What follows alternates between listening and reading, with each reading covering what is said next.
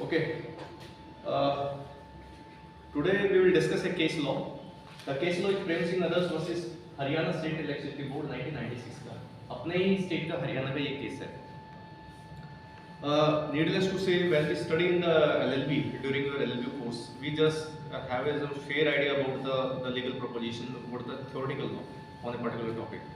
But in the code, you see the application of that law. You will learn that thing only in the court of law. But it is better if you start studying the case laws. That aptitude may be developed during the stage of your LLB itself. In this case, we will discuss the C. What are the notified vacancies? What are the anticipated vacancies? What are the future vacancies? The point of contention is this in this case. इस एक case law के तहत हम बहुत सारे दो चार case laws और भी देखेंगे इसमें. बट यहाँ पर जो पॉइंट है, क्या कोई भी रिक्रूटमेंट एजेंसी या कोई भी पब्लिक सर्विस कमीशन किसी भी स्टेट का, कोई भी स्टैट्यूटरी बॉडीज अगर एक वैकेंसी निकालती है, सपोज वो वैकेंसी कोई ना कोई सेट नंबर होगा उसका, मान लिया 100, लेकिन रिक्रूटमेंट प्रोसेस आपको पता है, जैसे इस गिवन केस में ये तकरीबन 2.5 ईयर चलता है. अगर आप देखेंगे 2.5 ईयर के करीब चलता है. तो मैं कुछ केस देख रहा था कि जहाँ पे रिक्रूटमेंट प्रोसेस स्टार्ट कब हुआ और कंक्लूड कब हुआ, कई बार तो 4-4, 5-5 साल लग जाते हैं. आपने एनडीटीवी के जो पहले रवीश कुमार थे तो उनके कुछ शो देखे होंगे, रेलवे की भी रिक्रूटमेंट एजेंसीज की कुछ देखे होंगे. It takes years and years to conclude that recruitment process. और जब तक जो बच्चा कैंडिडेट है वो मुखर्जी नगर के चावल खा खा के बूढ़ा हो चुका होता है, फ्रस्ट्रेशन आ चुकी होती है, लैक्स ऑफ रुपीज वो अपनी कोचिंग पे इन्वेस्टमेंट कर चुका होता है, समझ बात आपको, और उसकी एज भी बढ़ रही है. तो this is very critical issues.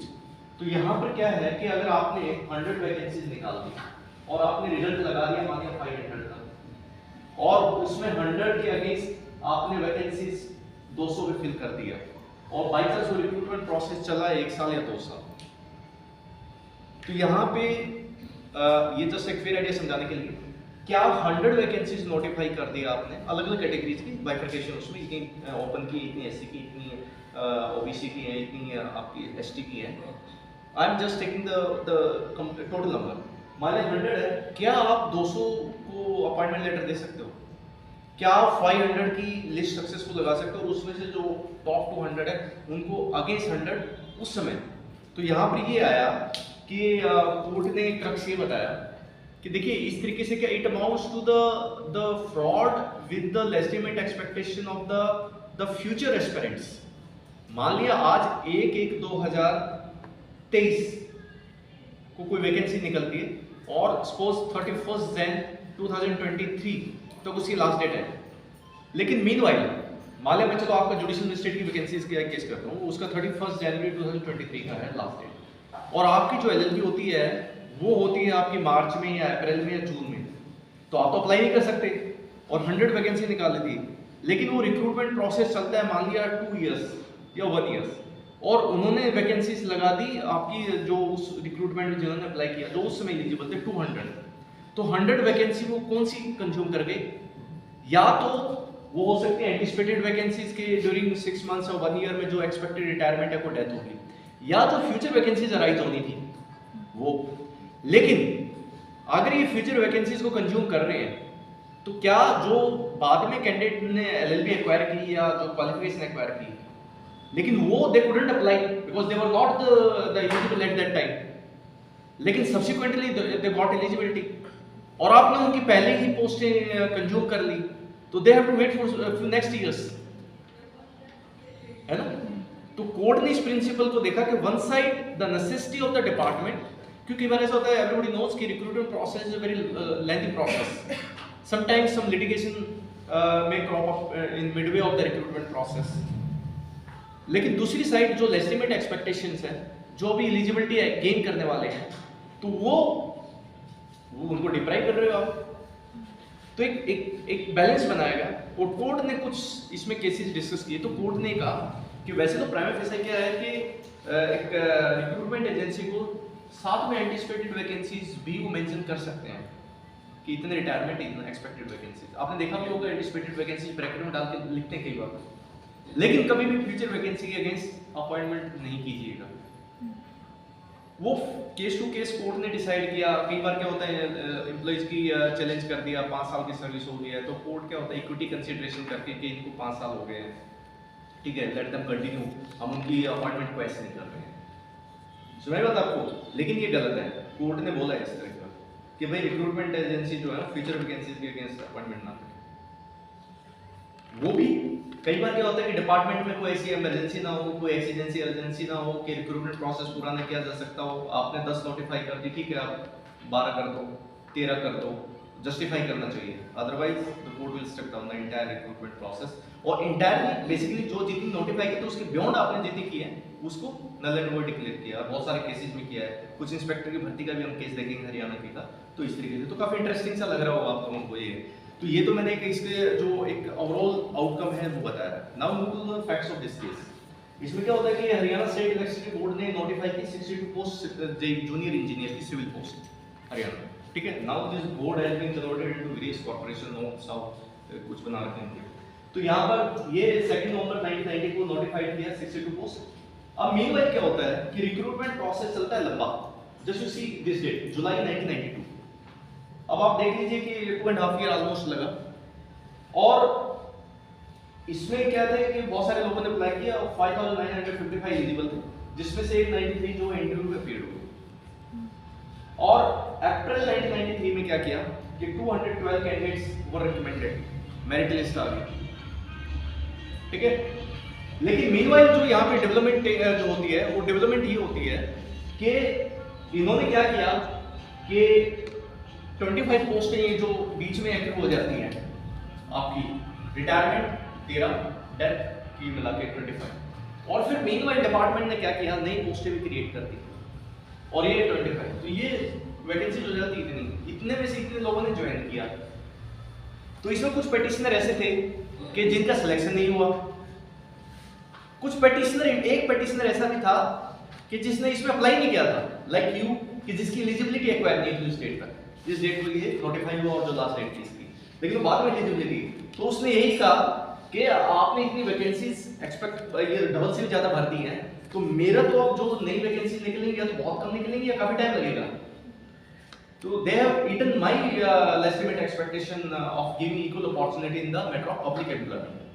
तो this is a very interesting question कि भैया बातें उठ रही कि लोकल स्टैंडर्ड आई, इसका लोकल स्टैंडर्ड नहीं है, ये कैंडिडेट ही नहीं था, तो चाहे इसमें 10 लगते चाहे 1000 लगते, how does is right affected, ठीक है ना, उसका राइट कैसे अफेक्ट हो गया। तो ये सारी लोकल स्टैंडर्ड की बातें भी उठी उसके पार्टिकुलर उस कैंडिडेट की। तो ये बड़ा एक इंटरेस्टिंग जब केस आया तो कोर्ट ने फिर ये कैसे डिसाइड किया हम देखते हैं इसमें, कैसे प्रिंसिपल ऑफ इक्विटी को कोर्ट ने एक बैलेंस बनाने की कोशिश की दोनों के राइट्स को देखते हुए। अब यहाँ पर हाई कोर्ट में 4 इश्यू बने जो क्वेश्चन ऑफ लॉ जो बनते हैं। पहला क्या बना, selection of 212 candidates and appointment of 147 instead of notified vacancies of 62 is violation of the article 14 and 16। आपने दिखाया कुछ, रिजल्ट कुछ लगाया और ज्वाइनिंग कुछ की, क्या ये इक्वलिटी कोड का वायलेशन है? आर्टिकल 14 में इक्वलिटी है, 16 उसका एक पोस्टुलेट है that speaks about the equality of opportunity in public employment, और तो भाई ये पब्लिक एम्प्लॉयमेंट में इक्वल अपॉर्चुनिटी नहीं मिली। तो पहला question substantial question of law, तो court substantial question of law frame करता है जब भी कोई पिटीशन आती है कोर्ट में, ठीक है। 2. No real benefit was given to the candidate possessing the higher qualification as per the advertisement. Preference would be given to the candidate possessing the higher qualification. Second question ये frame किया क्योंकि उस add में ये लिख रखा था the preference would be given to the candidate possessing higher qualification, क्योंकि जेई की पोस्ट के लिए क्या है, डिप्लोमा इन सिविल इंजीनियरिंग चाहिए। तो उन्होंने ये लाइन लिख दी कि प्रेफरेंस उनको दी जाएगी। तो क्या हुआ कि कुछ इसमें ये चाह रहे थे पेटिशनर कि कुछ कैंडिडेट एमटेक भी थे, पहले डिप्लोमा थे, फिर उसके बाद बीटेक, फिर एमटेक। तो उन्होंने इस तरीके से इंटरप्रेट किया कि possessing higher qualification, it means all this 62 post may be consumed by the persons, the candidates who are holding the MTech degree. If some seats are left, then it will go to the BTech holder. If still some seats are left, then it will go to the diploma holders. So they have given the interpretation of this the preference words of higher qualification in such a way. ठीक है, तो दूसरा question ये था, जब भी commission ने ऐसा नहीं कहा, कमीशन ने तो अलग अलग बीटेक के इतने मार्क्स हैं, एमटेक के इतने हैं, और इस तरीके से उन्होंने रिजल्ट तैयार किया। Third question, about 150 candidates were interviewed for a very short time, so the worth of the candidate was not properly assessed and this defect the vitiated the entire process of selection. तो तीसरा question ये हुआ कि भाई 150 candidates का आपने इतने short time में कैसे ये इंटरव्यू ले लिया। ये भी क्योंकि देखिए कोर्ट में छोटे छोटे पॉइंट्स निकालते हैं एडवोकेट ना।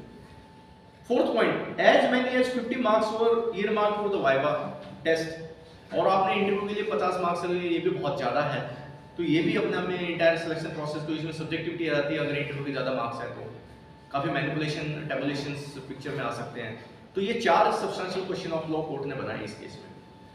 तो यहाँ पर कोर्ट ने, हाई कोर्ट ने क्या डिक्लेयर किया, कोर्ट ने बहुत सारे केसेज भी देखे।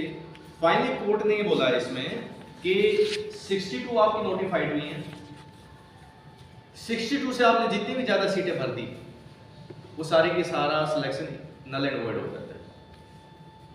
ठीक है, तो जितना आपने नोटिफाई किया, जितना आपने दिखाया पब्लिक को, उतनी ही वैकेंसी आपने फिलअप कर दी है।